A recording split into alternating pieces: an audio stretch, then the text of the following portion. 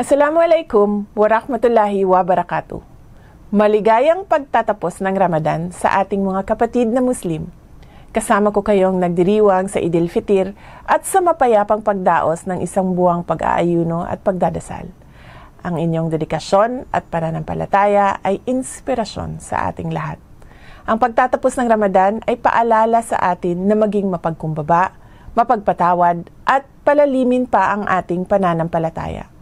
Naway patuloy nating isabuhay ang mga aral ng Quran at ng Propetang Muhammad at itaguyod ang kabutihan sa ating kapwa.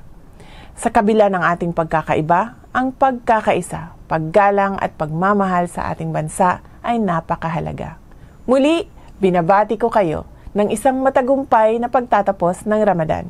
Happy Idil Fitir!